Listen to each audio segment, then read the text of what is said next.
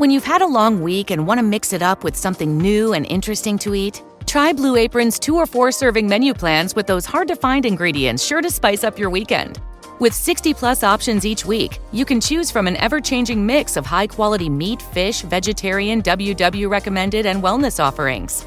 Order now and get $110 off across your first 5 orders when you visit blueapron.com/unique.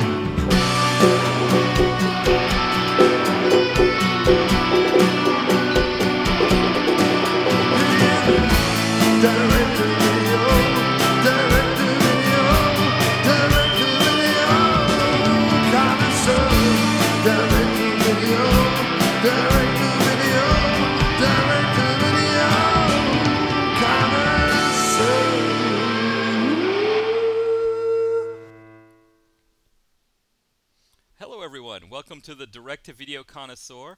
As always, I'm Matt, and now the whole band is back together this week. So I'm joined once again by Jamie. Jamie, how are you this evening? I am doing well. I'm glad to be back. I feel like it's been forever. It has been. It's been a while. I know for both of us, because last week I did sort of the short one on the Seagal flick, but yeah, it's been about 3 weeks, I guess, because I think the last one we did was Top of the World, which was one that Brian enjoyed. And I want to get this out of the way, I guess, right away before we do our pleasantries. Brian, I am sorry about tonight's film. I apologize for that. So just wanted to get that out of the way first. Hopefully next week's will be a little bit better for you. But yes, you had a few weeks off though, Brian, from our bad film. So I guess maybe I had to make up for lost time. I apologize. Oh, he's just how you should be. Yes, exactly. So Yeah, yeah, well, we'll get into that, but yeah. this was an interesting one. It was a tough call. It was this was I didn't really even we know that this was an Asylum film, so maybe we should have known what we were getting into, but I don't know. It always seems like a good idea at the time, and it just never ends up working out. Yeah, uh, I, I don't know. I'm always like, yeah, let's do it. Yeah. And then we're watching these, and I'm going, why am I doing this? Yeah. But see, at the same time, these are all they're always movies that I have a mild curiosity about Mhm. anyway, at the very least. And so this is an excuse to watch them when normally I would just keep shoving them to the end of my queue. Yes. And 2 years later, it's still hanging on my queue, and I'm like, oh, I never did. I still haven't watched that movie. So, and as a matter of fact, this particular film had been in my queue for a very long time, and then when you suggested it, I'm like, well, it's there anyway. I put it there for a reason because I eventually intended to watch it, so we may as well. Yeah, I don't know what it was, what the first moment was, that I knew we were in for a long ride. I want to say, it was when we saw who Abe Lincoln was, because he didn't really look Abe Lincoln-y. He didn't have that sort of Abe Lincoln. I don't know, like the Abe Lincoln in this film. Again, I can't expect the Asylum to get someone who's, we're not going to expect Daniel Day-Lewis to be our Abe Lincoln. Um, but I felt like, I don't know how to describe it. I felt like, It was Bill Oberst Jr., wasn't it? yes, yeah, who's been in quite a bit. He has, like, I think Yeah, he's he's he's like an independent. He's huge in yeah, independence. Like he is particularly horror films. yeah, yeah, You find his name all over the place, and he pops up everywhere. yeah. And I think he's competing with Eric Roberts for the most in production credits on IMDb. So, there's but that.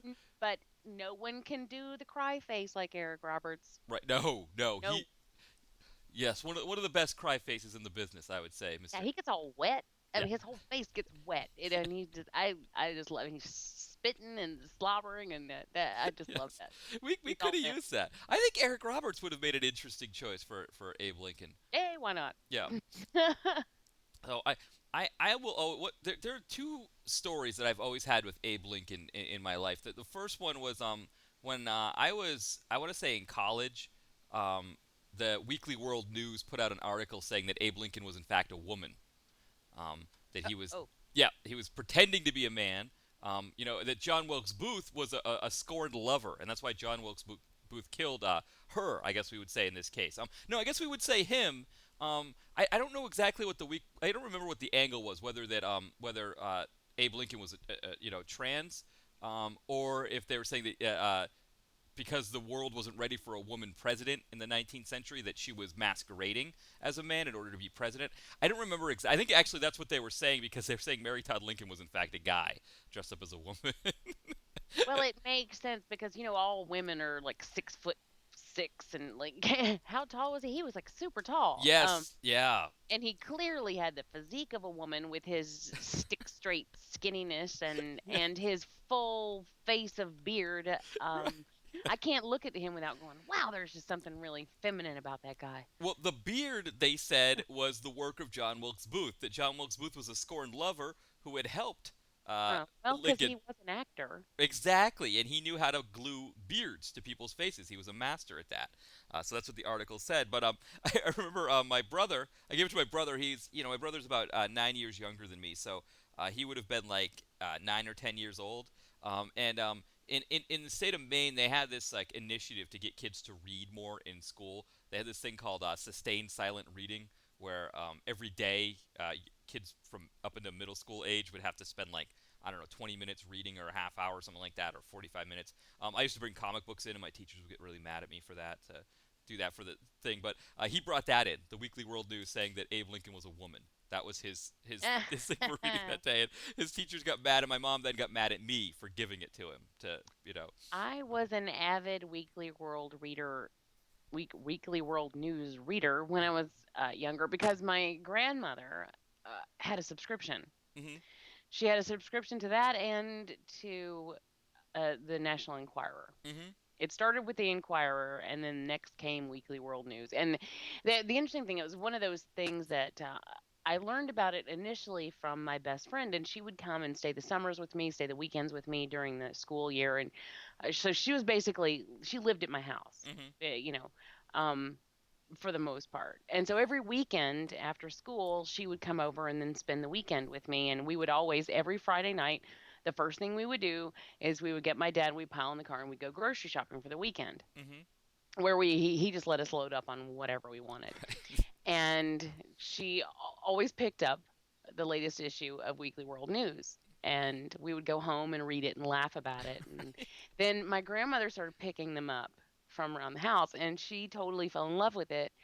And so then she had a subscription. I was like, Nice. yay. And we had a subscription to that thing for years, Oh, nice. years. And I just, the funny thing is that my grandfather would read some of the things and he's like, "Hey, Jamie, come here. Did you know about this?" And I'm like, "It's not real."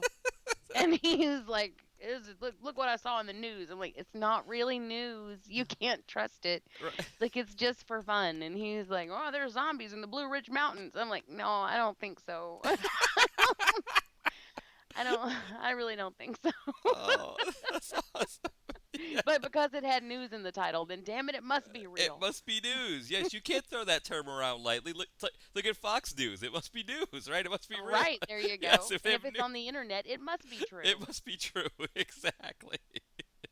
Yeah, there's always that one with Abe Lincoln, and the other one was in biology class in high school, sophomore year. We were studying genetic disorders, and one of my classmates had Marfan syndrome, which they thought maybe Abe Lincoln had because of his kind of tall, stocky frame like that. Um, and she said in her, I guess this girl, I don't know if she didn't know that Abe Lincoln was assassinated, which I kind of, to make it to sophomore year of high school and not know that information sounds crazy to me. But she wrote in her report that that he may have died from Marfan syndrome. And so me being the smart ass that I am, raised my hand and said, I think he died of a gunshot wound, didn't he? And the teacher had to go through and explain, well, no, they think the Marfans made it so his heart wouldn't have handled that death, and I'm like, but he got shot in the head, like, Right. you know, I Like, mean, that's what I was gonna say. I'm like, yes, there was a fucking headshot. I don't think you. yes. He could have had Lance Armstrong's heart racing up the mountains in France. I don't think he would have survived that. I don't think the Mar fans really did it to him. Might have cut short a basketball career he might have had, but I don't know that it was. It was probably that bullet. Yes, I was thinking the bullet. I don't know. That's just again. There's something about the heart and the brain where yes, it helps to have a nice strong heart to make it through illnesses, but sometimes that gunshot wound to the head just doesn't. Takes Yeah. yes. So that Wow. those are the Yeah, two. I don't think my heart murmur would be responsible for my death if I got hit by a train. Yes, You know, exactly. it's just like. By the way, I don't really have a heart murmur. That No, but was but for comedic purposes. but it's the idea, right? That yes, it was that later on when they do they do which well she would And have I don't mean to survived. insult anyone who actually does have a heart murmur. There's my disclaimer. No, but we should point out to people with heart murmurs that just because you have you're twice as likely to die from a train injury. So make sure you really look both ways when you cross the train tracks. So And dodge those bullets. dodge the bullets. Yes, yes, yep. Don't try to be a hero. Just be and don't go hunting with Dick Cheney. Billy, don't be a hero. Don't be a hero. Right? Yes. Okay, well, what are we talking about? Does anybody have we told them what we're talking So about? the movie we're doing is Abraham Lincoln versus Zombies, which is your classic Asylum mockumentary based on Abraham Lincoln vampire hunt, or supposed to use to cash in on the publicity around Abraham Lincoln vampire hunter. And yeah, like Carl, I always feel like the Asylum is like, we don't really have Carl's Jr. around here, but I know there is Carl's Jr.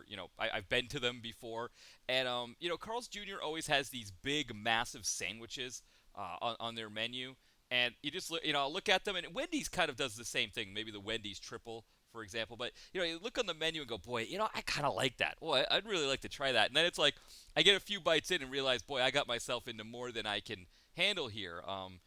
And I guess the same thing with the Asylum film, right? Where I should learn to turn off the TV, with that Carl's Jr. hamburger. I have the sense of like, well, I paid $8 for the meal. I might as well finish it off. I don't want to waste the money. And then, of course, I'm paying for it for the next 2 days while my system tries to deal with the sodium and fat intake and all of the sugars and everything that sandwich had. I think that's kind of like the Asylum. It seems like like you were saying, it was in your queue. It seemed like a good idea at the time. Turned out not so. Yeah, well, as Brian said, so far our discussion is much better than this film. So I guess that's a little bit of a cue as to what we all thought of this. You know, wow. Yeah. If this, I'm just gonna put this out there. If for anyone out there who's listening, if this movie is in your list to watch, Yeah. and you've been teetering, Mm-hmm. you can go ahead and totter. Yes. Totter. You can just not bother. Yes. Because while I do think it starts off okay, I think that there is sort of an underlying humor there Mm-hmm. that, could be fun.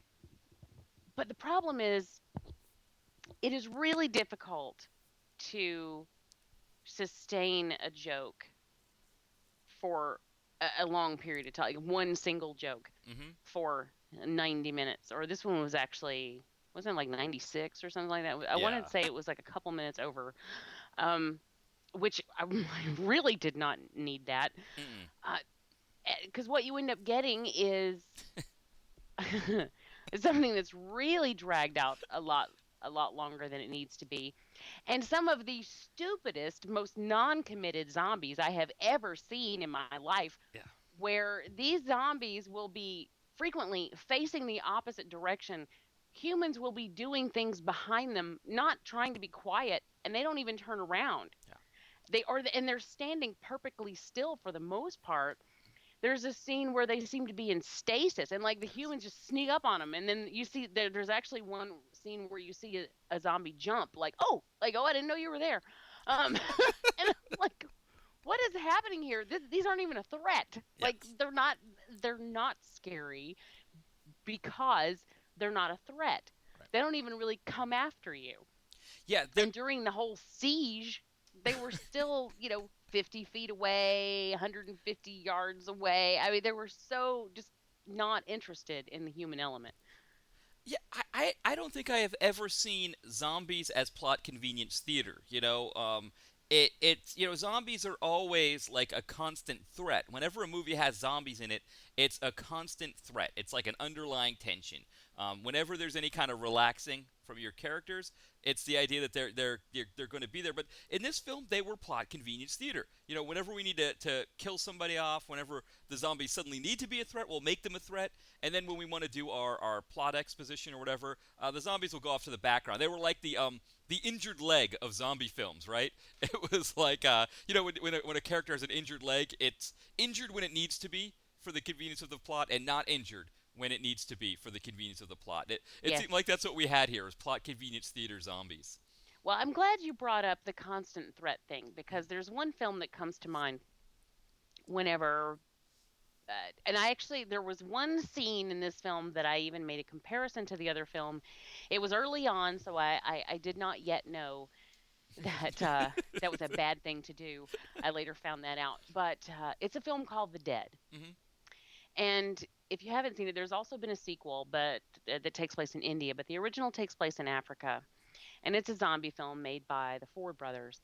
And I love this film Mm. because the zombies move very slowly, but they're constantly coming. And if you think about what makes it frightening is that think about like picture the plains in Africa, Mm. like a Toto song. Um, picture picture just the wide open plains, and zombies are constantly coming. They're always moving. They're always after you. So you can run for as far as you want to run. Eventually, they're going to catch up to you. Mm. And because they do move very slowly, but they are a constant threat. There's a scene in this one movie where the guy is sleeping in a tree because it's completely unsafe Mhm. to sleep on the ground. And that's just they will come. They are coming, and it's very frightening, and it works really well. And here they are just distracted, kind of dumbfounded. I I've never seen anything like it. I have never seen anything like these. Um, yeah, I don't know. They're I don't know what the word is, but it's except that they're dumb. I mean, they just don't seem interested at all, which means they're not scary. Yeah. You can walk right past them, which they frequently do. You can walk right up to them and chop their heads off, which they frequently do. And if you die at the hands of these zombies or at the teeth of these zombies, then you deserve it. Oh, Brian just said that. Yes, you deserve it. Yes. He said if you die by these zombies, you deserve to die. Yes. And it's true because you're going to have to walk up to one of them and put your arm in their mouth. Yes. That's how uninterested they are. Yeah. So there's absolutely nothing frightening. And I understand that it's supposed to be, but we'll see. I don't know. I mean, I would assume it's supposed to be funny, but it doesn't really play for laughs. It's not. There aren't any really overt jokes. It seems like it's earnest. It seems like it's taking itself seriously, yet at the same time, it's not scary. Yeah. So I'm not really sure what the intent was. Yeah, I wanted to see, like, there's a scene early on where that Abe Lincoln is in an area that's kind of he's not expecting it to be overrun by zombies, but it is, and somebody throws him his sickle, and he opens it up and cuts out, takes off a few heads or whatever, and I kind of wanted more of that. I wanted like Abe Lincoln as like Schwarzenegger in Commando style. You know what I mean? You know, Yeah. I wanted something really good like that, and I didn't. That was one thing that frustrated me, was that it was like they I don't know, they couldn't go far enough in one direction or another with this Abe Lincoln, and I don't know, there were some other goofy things they did, like a kid was supposed to be Teddy Roosevelt. I don't know if they went on Wikipedia and found out that Teddy Roosevelt was born in 1858. So he was a little bit. I don't know if they realized how He would only have been like 5 years old. Right, exactly, which made me kind of wonder, like, well, what were they thinking? They think this kid was going to play for 5 years old? but it just seemed like a stretch there and didn't really make any sense. But it seemed like they were more interested in doing crap like that than like I would have liked to have seen. I mean, I like how he had the coat on the whole time and he was very regal. But I would have liked to have seen like I don't know. I guess maybe one or the other, like him just be like Abe Lincoln and kind of just kill people. And I don't really know. I don't know what this character was. He was not the Abe Lincoln that I wanted. I wanted like some. I don't know what I wanted. I mean, Abe Lincoln we kind of think of as some kind of an American icon, American hero. I mean, he's on the $5 bill. He's on our pennies.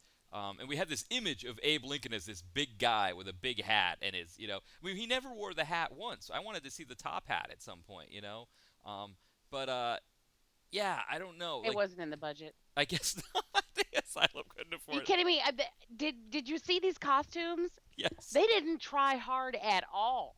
I mean, they really didn't try very very hard to make this whole thing very authentic.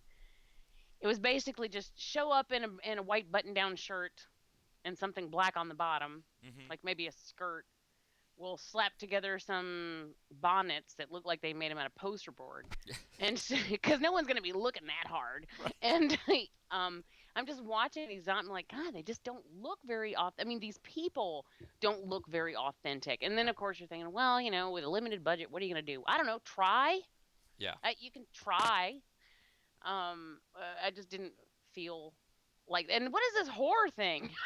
I know. What was that about? Yes. I. Now we've got a quote from the Gettysburg Address being credited to a whore. Yes. Yes. I know. What happened there? That was. I mean, it was bad enough the idea that Brian mentioned the mustaches. There were some great ones. What the mustaches look like? I don't know if you've ever seen on Saturday Night Live when Kel, uh, Kel, or no Keenan plays Steve Harvey when they make fun. They do a Celebrity Yeah. Family Feud, and he has the Steve Harvey mustache. That's what a lot of these people look like they had on was the SNL Steve Harvey mustache. But yeah, I like the whole thing like between the yeah that whole thing with the prostitute and him. They had a relationship or something, right? And he Yeah. promised he was going to Years marry her. yes, years before they were in love, Yeah. and he promised her he would marry her, and then he came back and set her free, but of course she didn't want to be set free. And then yeah, I don't know. And now she has a daughter who works for her. Yes. I'm like, "Oh, ew." And I'm Yeah. like, am I supposed to really like your character because you have just basically turned your daughter into a whore? Yes. Yes. To work for Exactly. you. What is your redeeming quality again? Because Yeah. it's not that accent. I'll give you that. It is not that accent. Oh boy, that was hard. That was rough. That was I don't know what that accent was. That was um, I've heard comedians like just doing an exaggerated mock Southern accent that sounds better than that. Just off the cuff.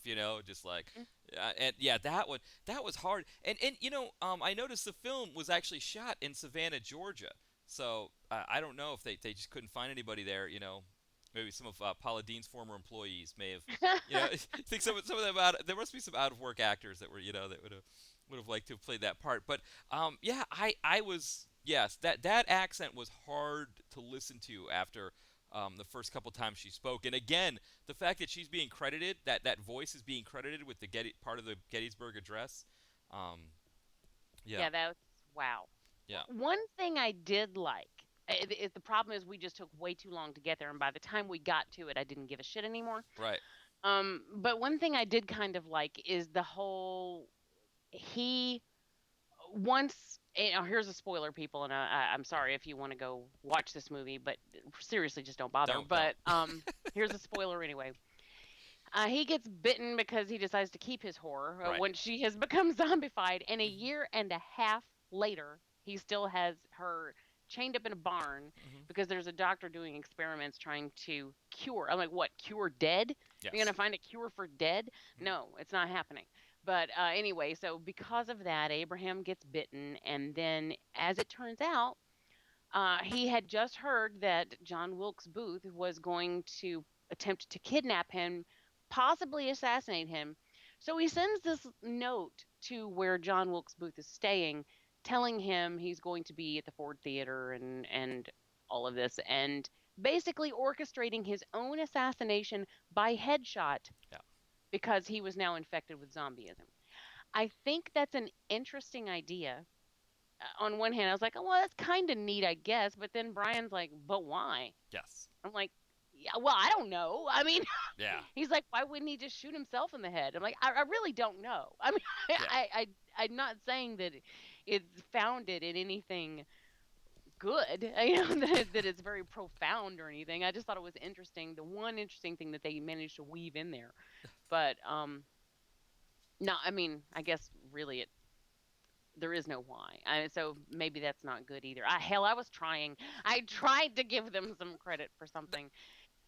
No, I kind of like that point. That actually, for me, actually, I got a kick out of that because I kind of call that the Bill Belichick effect in New England with the coach of the Patriots, Bill Belichick. If you listen to talk radio at all, and I always get a kick out of it. There's one show I listen to, a sports radio show I listen to the podcast of, but the Patriots fans, essentially Bill Belichick cannot do anything wrong. No matter what he does, he's right when he does it. And so I kind of like this because it's kind of in a completely unintentional way mocks that whole system because the idea is like Abe Lincoln is so good that even when he got assassinated, it was him. It was his own plan who did it. But Right. yeah, I mean, when the Patriots lost to the Green Bay Packers last year, they ended up winning the Super Bowl, of course. But when they lost to the Packers, Patriots fans were literally calling in to say that Bill Belichick lost that game on purpose so the Packers would be overconfident if they played the Patriots in the Super Bowl. Oh, I heard that. Yes, that's I did hear that. that's how ridiculous. That's how it is with the whole Bill Belichick, and so it was kind of funny to see that, like because that's what would happen if Bill Belichick was assassinated. You would get Patriots fans calling in saying, no, no, he had been bitten by his zombie hooker wife or girlfriend, and knew he was going to become a zombie. And you see, and actually, maybe I should do it with the Boston accent. No, Belichick. See, he became a zombie because what Rocket. happened? Yeah, he was like he's hanging out with this zombie hooker, and then what happened was that like he knew he didn't want to be a zombie. No one wants to become a zombie. So he got bitten, and so he had this guy kill him. He had Aaron Hernandez kill him because he knew it was gonna be better for him that way. But yeah, I mean that's what they would do. They'd call in and they did that. That's what they'd explain. Nobody wants to be a zombie, bro. No, nobody wants to be a Felga. You know you don't want to be a zombie. Come on now. But that is exactly what would happen. So I got a kick out of that, kind of in a roundabout way. But yeah, I mean, this movie. It was almost like they came up with these little things, these little nuggets to throw in like that. And like the Teddy Roosevelt thing. Yeah, Oh, and then the scene I got a chuckle, or they got a chuckle out of me when Abraham Lincoln handed young Teddy Roosevelt the stick, and he's like, "When you're out there with the zombies, walk softly and carry a big stick." And I was like, "Okay, that's funny." And they did that, and that was the first time. But then the second right. time was when the horse spouted the line from the Gettysburg Address, and I'm just like, "Wow." Yeah. One Oh, time was funny. yes. Now, Yeah, now that was. it's too I much. know now it's. Now you're taking it too far. It's funny. I was thinking about this myself. That in the United States, we have a few things that we hold sacred that you wouldn't want to make fun of, that you wouldn't want to mock. There are a few things that are like really kind of bad that you wouldn't make jokes about. But for the most part, we are pretty good about like the people that we hold in esteem. Like our big, our heavy hitters in our history.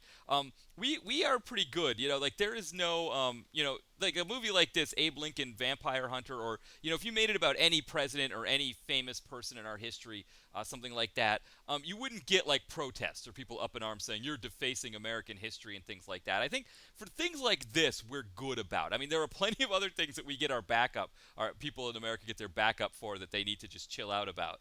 But this one, I kind of thought, I kind of think that this is one of the things about us as a nation that's kind of fun. I mean, I think there probably are other countries that are willing to do that as well. But we with certain people, most of our major famous people were good about that. I was thinking about that even with Jesus Christ. They put him in a lot of cartoons. He seems to have a role in the Family Guy and in South Park and things like that. But it's one of the things I kind of like is that we can kind of have fun with Abe Lincoln. And in fact, really, what we're complaining about is the fact that they didn't have as much fun with it as they could have, that they didn't go as far as they could have with it. And that's what's kind of too bad. Well, and you're absolutely right. I mean, if you're going to tease us with a title like Abraham Lincoln versus Zombies, then that's what I want to see. Like, Yeah. that's what I'm there to see. And I want you to go with it wholesale. And it Yes. doesn't take a lot of budget Right. to do that. I Yeah. mean, he could just walk out and just be all badass. I mean, he did Yes. have a couple of badass scenes, but not. We spent the majority of the time running from place to place and hiding, and then coming up with this plan to lead them all into the gunpowder storehouse, and Mm-hmm. then blow it up so we have our general run in there with his floppy beard, Yes. which I did enjoy. Probably the biggest amount of enjoyment I got from this film was watching his beard flop every single time he talked. Yeah. Because it would just be like, wee, wee, wee, just flapping in the breeze when he was talking. God, that was Yes. awful. You know what that reminded me of? Do you remember the Brady Bunch episode where Greg had a date with this girl and her cousin was in town? Yes, So they had to get Peter a date, so they gave him a mustache to make him look older, and yes. it was coming off the whole time. Yes, that's what I was thinking about when I saw that, his floppy beard the whole time. I was like, uh-oh, Greg's not taking you out on any more dates. So, um, God, that was so funny. yeah, That the Brady Bunch episode, not this. no, Um, and then we got the digital torch. yes, Did you notice that the flame on the yes, torch was oh, digital? yes, And I'm like, you can't light a fucking torch. no, Don't tell me that's not in the budget. yeah, I mean, you could wrap a wad of shirt around a stick and make a torch and set that shit on fire. Why do we have digital fire? All right, now, one thing I will say is that there was a point where the guy with the torch was weaving through a lot of zombies, which I'm also calling bullshit on. These zombies were so not interested that there's a guy weaving his way through an entire crowd of them and he doesn't get bitten, not even once. no, Not even once. They don't even try. yeah, And they're just watching him like he's like, excuse me, pardon me, coming through. Um, and so maybe that's why they had it digital, because he was going to be that close to that many people and they didn't want to risk setting anyone on fire or anything. hmm But I don't know. I mean, it's still pretty cheap. It looks bad. Um, yeah. I was gonna I say, is that an insurance thing? Like the moment you have real fire, your insurance premiums go up I on mean, the. well, that's a good maybe so. Maybe so. But damn, sometimes it's just worth it, Mm-hmm. you know? We also had some digital blood. Yes, I thought the moment I saw it, I was like, oh, that's Jamie's not gonna enjoy that. That. I am not a fan of digital blood. I'm not. I mean, because you know, people make movies at home with Caro syrup and food coloring. It's not difficult, and I really don't see why you can't just go the extra mile and squirt out a little something real at looking. Those kind of things, those little things just bother me because it screams I don't give a damn. Yeah. I don't really give a damn about this movie. And that's pretty much what the Asylum is anyway. I really I have gotten into arguments with people before because I was slamming an Asylum movie and they came at me. Come at me, bro. They came at me um because they're like, they don't have much of a budget to work with. They do the best they can. How dare you Oh, slam them? Oh, shut up. yeah. Shut up. Yeah. Okay. There are people with tinier budgets than these films, way tinier budgets than these films, and they manage to do a lot more with it because they care. This is a machine. Right. All they do is pump them out. They don't give a damn. Now, did you know there was an Asylum version of Jurassic Park? I'm not surprised. I saw it the other day. Which, by the way, I watched Jurassic World. I went to see it. I was one of the 500 billion Mm-hmm. or It, million. And I loved it. it was Um, good. did you see it too? No, I haven't seen it. No, I'm Oh, curious. No. Oh yeah, it was crazy good. I was so excited because I'm a big Jurassic Park geek, and Hmm. I was super, super, super excited. I went to see it Friday afternoon. Like I couldn't wait any longer. Hmm. I had to go see it Friday afternoon, and I did. And I'm so glad that I did because it was just I loved it. And epic, Hmm. epic dinosaur battle. I mean, seriously. Um, that Godzilla that came out. Hmm. This was so awesome. But anyway, Yeah. sometime after that, over the weekend, I ran across it was on Netflix. It's on Netflix, and I forget what it's called, but if you like look up, I was searching, look up dinosaurs. I was doing a search for dinosaurs because I was in the mood to watch something dinosaur-y. Hmm. And so I did a search for that, and I came across an Asylum film, which is basically, it sounds like it's sort of a cross between Jurassic Park and Jurassic Park 2, Hmm. where they're like someone creates dinosaurs, and then they are run amok in the city. Hmm. And I'm like, it is now sitting in my queue because apparently I never learned my lesson. Um, I really want to watch it just to see how bad it looks. Hmm. It's, and I probably won't watch the whole thing because a lot of times what I've done with Asylum movies is I will just turn them on and then fast forward until I can see how bad the monsters look, and then I'm done. That's really all I care about because I know that there's not going to be anything else interesting Hmm. involved in it. And that's the thing is like that's why I have no respect for this company. That's why I have no problem slamming this company Right. because these aren't guys who are trying their damnedest to put out a good product. They don't just want to make movies so badly that they're burning the candle at both ends and working six jobs and Right. they're like I just have to get my movie out. That's not what this is about. That's not at all what this company is about. They don't give a damn. Right. They like to ride the coattails of whatever's popular. Yeah. And so after Abraham Lincoln, Vampire Killer came out, which I never saw, but Brian said he saw, and he wasn't that crazy about it. Hmm. But so after that came out, then of course here comes this one, Hmm. and it's not like it wasn't a passion project. No. It's not like some guy for the last decade has been going, if only I could make my dream movie, if only I could make Abraham Lincoln versus zombies, Right. then I could die a happy man. Right. There's none of that. They Yeah. don't care. So if they don't care, then why should I? Yes. Yeah. Well, that's like the one of the films I reviewed a while back for the blog. Directed, or actually, it wasn't directed by, but written by this great comedian and writer Ross Patterson. And he's known as St. James Street James in the film Pool Boy, Drowning the Fury. But Mhm. that was his project as well, Pool Boy, Drowning Out the Fury. But he did FDR, American Badass, with Barry Bostwick as Yeah, FDR. I saw that. That's the Yeah, werewolf movie. the werewolf one. I mean, what Yeah. a great film. And you can tell that like that was his project. That was his baby. Whether the jokes worked or didn't work, which a lot of them did work, but the whole thing was that was his baby. And so you could see the care. He wasn't just trying to get that out there to, I don't know, because again there wasn't really any, I mean, unless he was, I guess maybe you could maybe tie it in because it's another president, but he wasn't doing it to just try to have it on the shelves so that people have, Abraham Lincoln Vampire Hunter in their head, and they grab that too just to grab it. Um, I mean, the Asylum has been pretty open about why they do this because, I think it was C. Thomas Howell had his own version of War of the Worlds that they were distributing, and there was it came out at the time that Steven Spielberg's War of the Worlds came out, and there was a little debate within the company. Well, should we put it out while this one's out? Maybe it will cause confusion, and maybe it's not a good idea. But they decided to put it out anyway, and realized a lot of people were renting it, thinking it was the other one. And so that's how they're, I don't know what you call them, mockumentaries or whatever, mockbusters.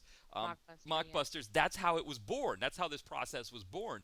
And you can see with this one, with Abe Lincoln, zombie or versus zombies, that they're more concerned with getting it on the shelves as soon as they can. And really, for them, the content in the middle doesn't really matter as much because for them, they've made their money the moment we've either gotten it at Redbox or we've put it in our queue, or we've watched it on Netflix. The moment we've done that, they've been successful. And so maybe that is when it's up to us, not just to be sitting here on podcast saying cut it out with this. You people need to stop. we need to stop watching these, but maybe we need to even start to pull back and say, okay, because like the Sharknado thing, while that one's not, those films weren't as great either. At least the Sharknado thing has a level of originality, and they're trying. But I think even now they're kind of moving from the mockbuster to the big animals versus big animals, pump it out kind of crap too. Oh yeah, yeah. Yeah. And I think you're right about that. And that's something that is sort of an ongoing inner argument that's been going on within the horror genre for years. Mhm. Because we genre lovers love to complain that nothing good comes out in the theater. Like Right. that's like we don't get shit in the theater, and then and everything that does come out, like all the big studio movies, are crappy, Mhm. and we love to complain about that. Yet when the big studio movies come out, we go watch them, Mhm. and and then we complain about them. Yeah. Um, and then so there is an argument, and it sort of depends on like which side of the fence you fall on. And it's like there's one side of the argument says stop going to see these movies, because if you go to see these movies you're supporting these movies, and then they will continue to make these movies, so stop it. Mhm. The other side of the argument is I want to go see these movies because sometimes they're good. Mhm. And if you stop going to see horror in the theater altogether, then they're going to get the idea that horror is not viable, and and then they won't fund anything. Yes. So it's kind of a tight line to walk. I myself love going to see horror films in the theater. I do it whenever I can, and if it ends up being good, that yay. And if Mhm. it ends up being bad, well, yeah. This year it's been kind of iffy. Like the Poltergeist remake was crap, and Yes. um, I mean, like it was really bad. But not just as a remake. It was just a bad movie. Mhm. Um, but then also had some good experiences this year, and so like It Follows was amazing. Mhm. Of course that was an independent film. But it's difficult because you don't know if a movie is good or bad until you watch it. Mhm. And so, unless of course Asylum is attached to it, but like you don't know that it's going to be a good movie or a bad movie. And I hate to miss out on Right. possibly good experiences just because I'm going to assume that it's going to be bad. And so, I mean, it's hard. But I guess if it has the Asylum in front of it, then you pretty much have a safe bet, and it's okay to avoid those because you don't want to keep feeding that monster. And I'm all about that. I think you're absolutely right about that. But there are people who actually love this company and love what they do. I Mhm. mean, there are like pockets of Asylum fans who just champion Asylum for what they are. And I don't understand that, because maybe if the movies were more interesting or enjoyable, Mhm. I could get on board with that.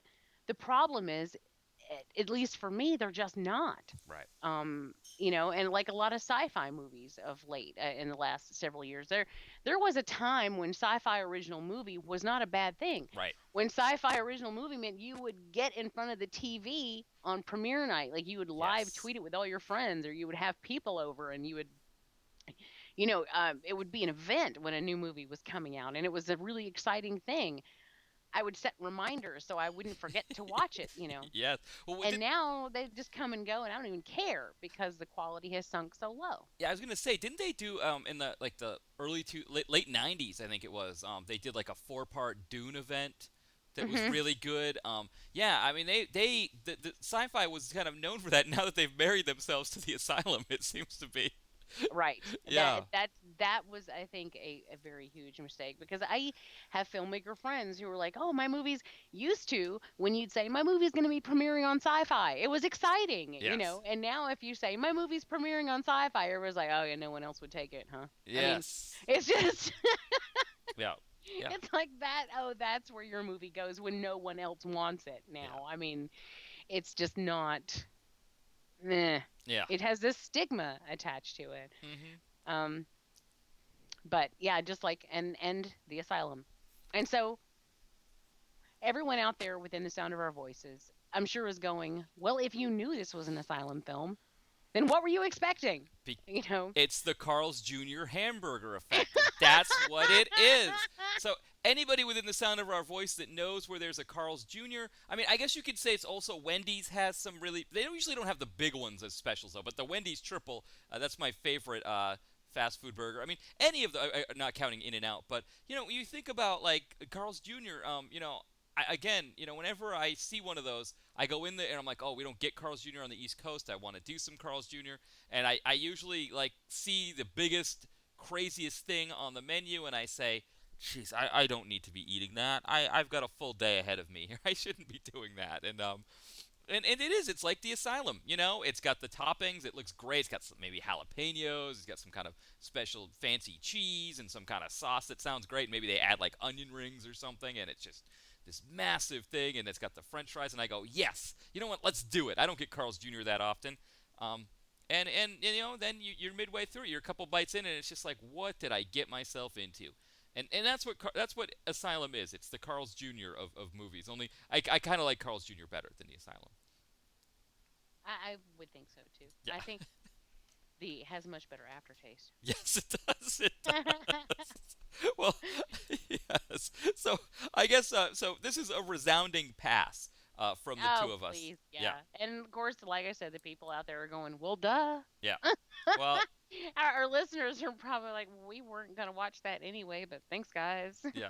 Well, that if you weren't, then you're much better than us. But if not, you've been warned if you do decide to go with it. Yeah, it's just, Yes. it's uninspired. It's lazy. Mm-hmm. I think that Bill Oberst Jr., bless his heart, Yeah. Did the best that he could with this, and I really don't think his performance was bad. No. But that was really not saying all that much, just because there wasn't a whole lot for him to do, and Yeah. and then like I said, there were maybe two clever moments, but that's not enough to sustain the joke for the entire 90 minutes plus. It's just not. It's just not. Yeah, so this is ultimately a pass. This is your classic Asylum, not as good as the title. Doesn't live up to the title film. You got it. No. Well, Jamie, it's been a few weeks since we've done our last podcast. So, Jamie, what have you been up to as far as your other podcasts and shows? Well, the hell have I been up to? Oh, on Devour, we have halted the Friday the 13th retro briefly because David, my third co-host, is taking a short hiatus from the show. So we're going to continue that when he gets back. So now it's Bo and me, and we're just sort of shooting off in different directions. We're about to record an episode talking about the new film We Are Still Here. Mm-hmm. And which is a ghost movie, sort of. It's kind of bizarre. But check out the show when it comes out and you'll hear about it. On Skeleton Crew, we have completed recording our Nightmare on Elm Street retrospective.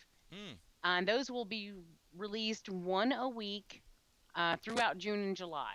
Nice. So the third one was just released this past Monday. This coming up Monday, Dream Master will come out. And so what we did is we tackled each movie in the series per episode. And so it's going to be one episode throughout June and July. And then we're taking a little bit of a break while that we're just going to sit back and let that marinate for a while. Let people enjoy that.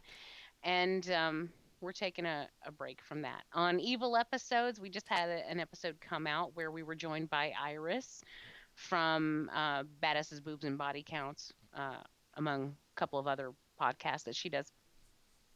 And she's a hoot. She's really fun. And on that, we talked about the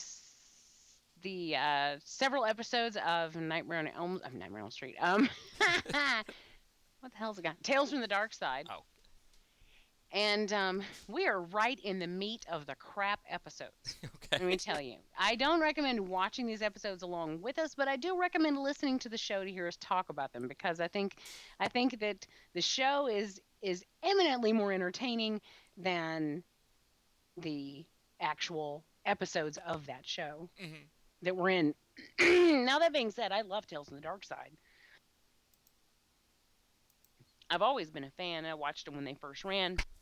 and I'm excited whenever we go back and talk about them. But it's just they are really hit or miss, and some of the ones we've been covering lately have been missing wholesale, just firing off in all sorts of different directions. But it's fun to talk about, and so there's that. Hmm. And I guess that's about it for right now. So now with the Friday the Nightmare on Elm Street Part 3, did you mention anything about the Dokken song Dream Warriors? We did. It was sort of mentioned that they did the song, and then we actually ended the episode with that song. Oh, nice. Now, I think there were two versions of the video, and there's one version where like the band members are kind of like chained up and in a dungeon, and Freddy's like menacing them, and I believe the guitarist gets his hands free just in time for the guitar solo. I think you're right. Yeah, I was, but then I saw another version, and so I think maybe there's a version with Freddy and a version that's kind of maybe after the film came out that didn't have Freddy in it. But I just remember that going like, oh, thank God he got free in time for the guitar solo. I don't know what we would have done if That would have been awkward. Yes. Yeah, I just finished listening to that episode last night, Mhm. and we had to make a late night trip to Walmart last night because we don't like going when all the other people are there. Of course. So we always go late at night, and as I was driving home, the end of the episode hit, and that song came on, and I just had to turn it up really loud as I'm Yeah. driving because that is a great song to drive through. It's to drive to, To drive to. Yeah. and it's just a great song, and so that was kind of fun. I did give you a mention in the episode 2 of Oh, that with the Lamal. for the yes for Yeah. the poster. Yes. I shouted out that poster just for you, Mhm. not realizing at the time that they were responsible, or he Yeah. I don't know, was responsible for the Neverending Story theme song. Yes. Yep. And I was Lamal. like, I don't know what they do. And then one of my co's pulled it up, and I was like, oh my God, it's Neverending Story. Yes. So Yes. yeah, Yeah. but yeah, so check out that retro if you're a Nightmare fan, or even if you're not. It's a fun. They're fun discussions, I think. Yeah, that sounds cool. So definitely, yeah, the Nightmare on Elm Street one. I remember my friend and I, we tried Halloween one year. We tried to do a marathon of all of them, and I believe Dream Warriors is where we fell asleep. We made it through number 3. So And that is pretty much the pinnacle, yep. right there. I am a big fan of New Nightmare. Mhm. I like that one. Craven came back in, and I think he did some really cool things with that movie. Mhm. But 4, 5, and 6, yikes! I Yeah. mean, it just goes downhill. Yeah.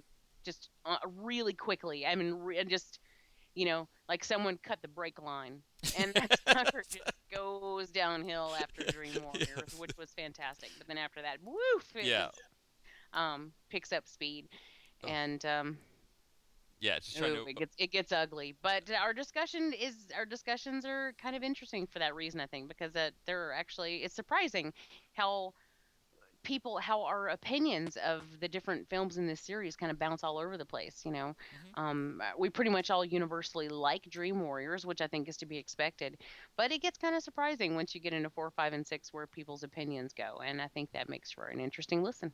Nice, nice. Well, that's cool. Now, I guess on my end, still a whole lot of nothing as far as the blog front goes. Well, at least you're consistent. At least I'm consistent. I'm keeping up with that. So I haven't done that. As far as the KNS fanfic, Boldly Gone, that I have been working on, in honor of this week's movie, I had the fellas go meet up with Abe Lincoln, which you may remember in the old series. Abe Lincoln shows up in the old series, and they kind of have a romp. I kind of play with the fact that there's some study, some research saying that perhaps Abe Lincoln was gay.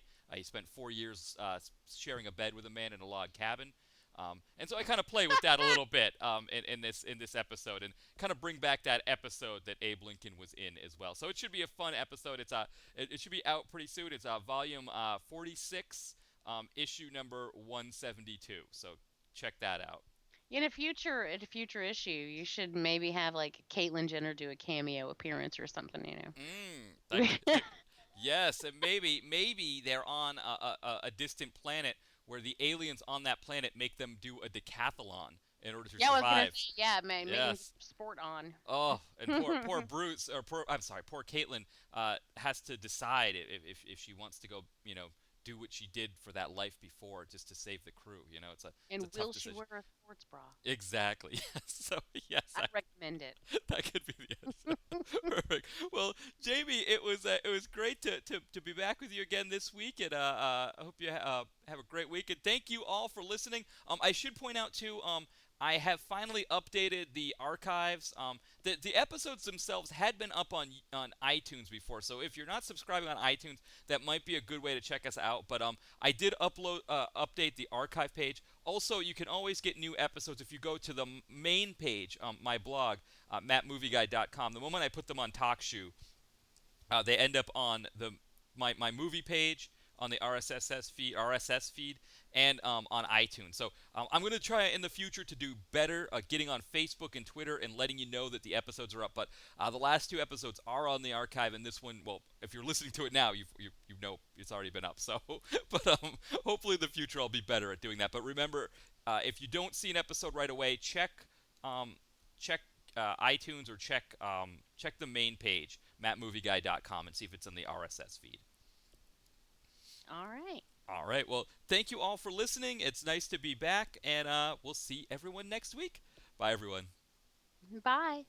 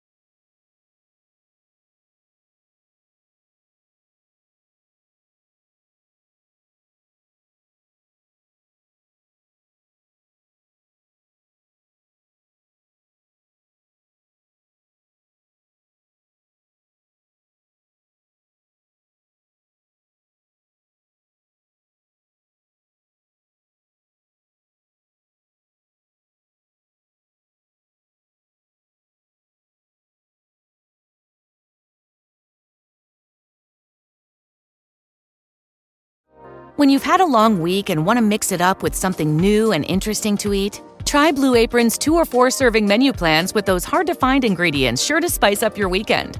With 60-plus options each week, you can choose from an ever-changing mix of high-quality meat, fish, vegetarian, WW recommended, and wellness offerings. Order now and get $110 off across your first 5 orders when you visit blueapron.com/unique.